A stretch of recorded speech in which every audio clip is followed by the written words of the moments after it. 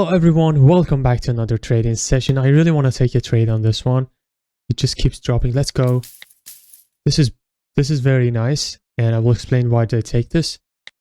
Oh my god, unfortunately it's on 2 minutes because this one was on 2 minutes. Oh, I should have checked this one. Anyways, the reason why I took this trade is because first of all we are on a prior QM area. Okay, if you look, this is a QM area. Also, another important thing for this trade is that we are in common point of rejection. See, if you have a market just like this, okay, ranging kind of market, doesn't matter if it has a little bit of trend, but this is actually a ranging market with big shadows, right? So if you see this kind of market, you can draw a common line between the most rejection you can get touching this line. Okay, for example, I do not draw it like this because it's only two rejections, but the most rejections I can get it is when I'm drawing it like this. See, 1 2 3 4 5 6th. Usually 5th or 6th touch is takeable. In this case, we should have our trades should have closed right here because we entered here and we should win this trade. But since it was on 2 minutes, it's closing on the next candle, and I'm really hoping it's not going to close below our entry. It's going to be so bad if it closes down here. All right, it's about to close now. All right, it was a winning trade, thank God. Sometimes these kind of mistakes can happen, so I really insist on taking your trades on flag mode. Okay, I will keep saying this on every video because people just keep asking this. I trade on one. Yeah, there's a super common question that people say, what time frame you trade and what trade time you use. It's so obvious. I trade on 1 minute charts, okay, and 1 minute flag mode. Okay, this is so important to have the flag mode and +1, and the third part of your timer should be on 0. This way your trades will close on the candle close, otherwise you'll be messed up. So that's so important. Okay, so I'm just gonna move on to the next trade. Recently the competition has been going crazy. I've been really enjoying to see people growing small accounts for the sake of competition. And yeah, this is a decision point area. It's already played out, unfortunately. Okay, decision point trade is a trade that when you have a respected area and then this area being broken, so the decision to be broken made in this point, next time price comes here, it gives us a rejection from a lower time frame demand area. And in this case, it already played out, so I'm not going to check it. But here we have another good opportunities. If you look, this is a QM area, takeable. And then there's another also QM area. The price comes down here. See, this is a QM zone. Also, we have trend line. If it comes down here, it will react from this area. We can catch it. I will mark the area. We have 5-minute engulfing candle as a higher time frame confirmation for the QM. And if I keep going to the lower time frame, I have to see a fresh demand area so I can mark it.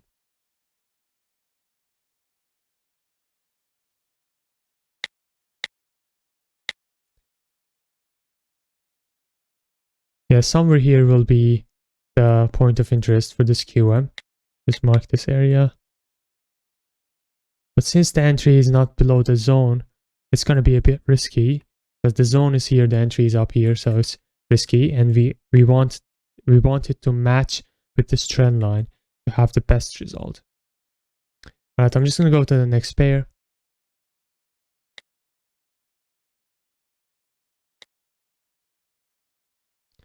See, another decision point, so obvious.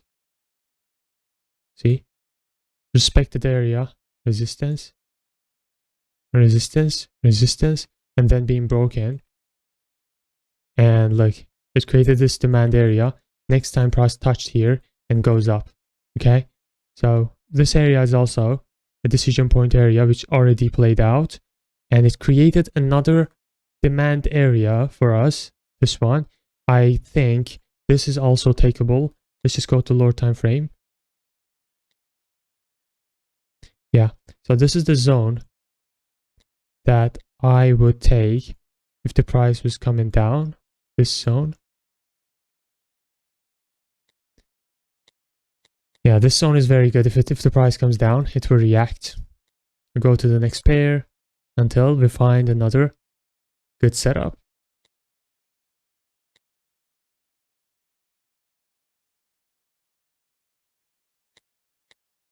Found one.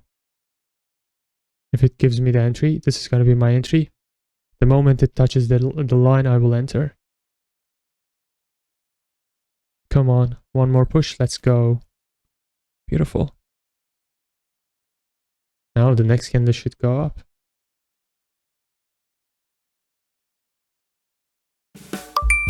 If you want to use the free 100% bonus codes for your deposit, just join the Telegram channel. There will be bonus codes on every Wednesday. I also share my students' results in Telegram channel and mentorship announcements. So if you're interested, use the first link in the description to join the channel.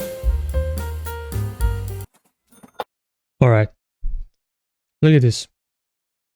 So like I said before, this is the QM zone, right?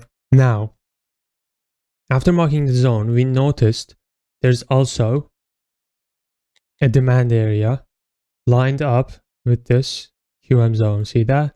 I will mark this as yellow. Okay, so I will mark this as a yellow. And then I go to the lower time frame to have even better entry.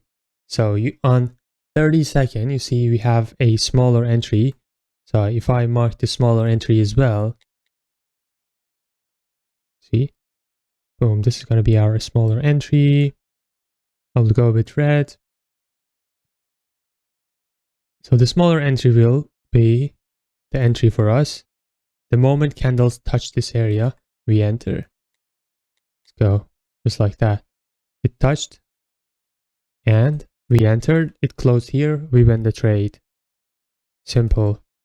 But again, you have to be on flag mode if you want your trade to close on the candle close. So important. On the flag mode and the third part on 0. Yeah, let's go to the next trade. There's a QM. Let me just see. I don't see higher time frame engulfing pattern, so we don't have higher time frame confirmation, but we have entry for the lower time frame. I will take this, but I will take it very small because we don't have full confirmation for this one. See? If you want to know full detail for the QM setup, watch this video. You can click right here and watch it. It's full video only about QM with examples and everything.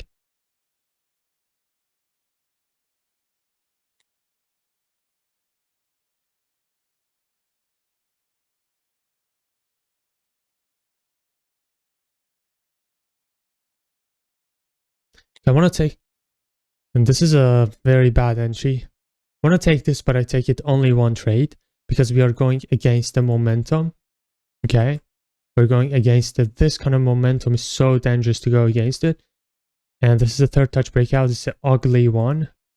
Okay, this is an ugly one, and it's also against the momentum. The only reason I took this is because there's a gap up, and basically we have 60% chance to win this trade, which is very low. That's why it's a risky trade. Yeah, it seems like we're gonna lose this trade. No problem.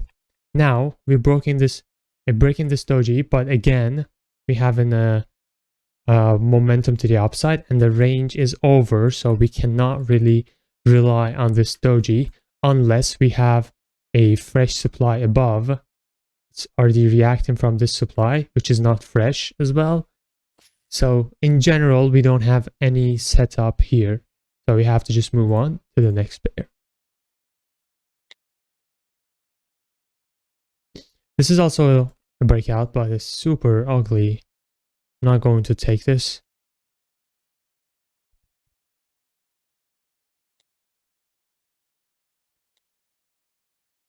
Let me see what we have in the lower time frame on this one. We have an entry above right here. I'm entering right now for one because, okay, if it goes up, I'm entering 3 more. Let's go. It will react from this one and I will say why. Okay. It has to drop now. My first entry is because of this gap.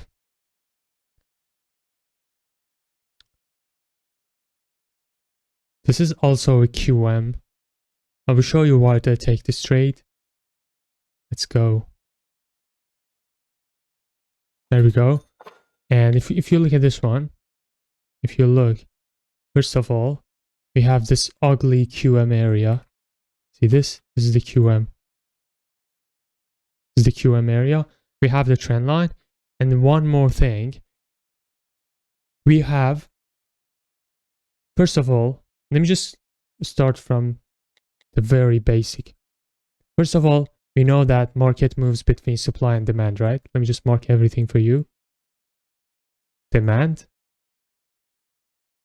supply,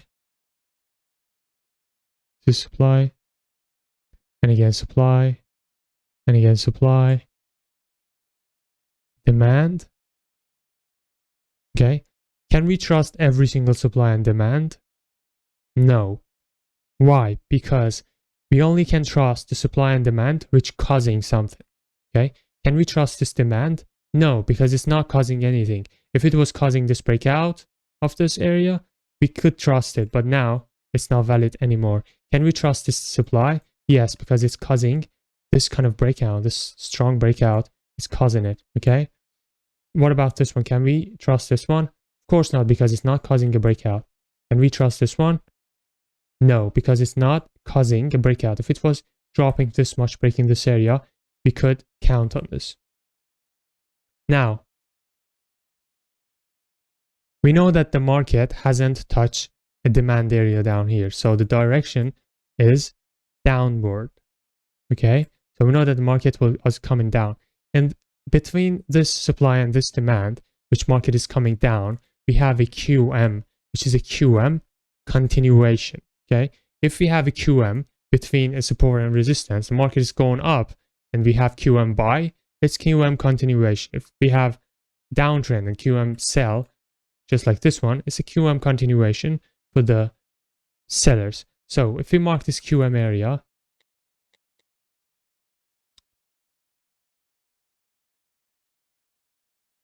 we also add up the trend line. We check the higher time frame for the confirmation. Do we have engulf? Yes. In 3-minute time frame, we have engulfing pattern as a confirmation. Now, if we keep going to the lower time frame, do we have entry above the zone? Exactly. This is the entry above the zone. Boom. So this is the entry for this QM. Now, my very first entry, I saw this gap, and we know that market can react from gaps. So it could drop without even going to that entry. That's why I added one right here, and then the main entries was above. So I'll go to 1 minute, see that the trade was on this candle. Okay. We entered here, the candle closed right here. It's lining up with the trend line as well. Beautiful. Okay. Now, market is coming down, but before that, it will go up to take this supply and then drop. And now I took already enough trades. Let's see. Yes. I'm just going to stop right here. I hope you enjoyed. Do not miss the Telegram channel. The competition is going on and the leaderboard is being updated every day. And it's free for everyone. If you're planning to join the Telegram channel and wait for the next competition. Thank you for watching and peace out. There we go. It's dropping. And the next area is down here. I just wanted to show you this. Peace out. There we go. That exactly happened. I was editing the video and I was on this chart and it touched the supply. And now it touched the demand area. It's going to the next supply, which there's no supply on the way. So it has to decide if it's wanna be here and then come to the next demand area, get more buyers and then break, or you just want to go up and break, create new demand areas down here, touch it and then go up. This is how market moves. Peace out.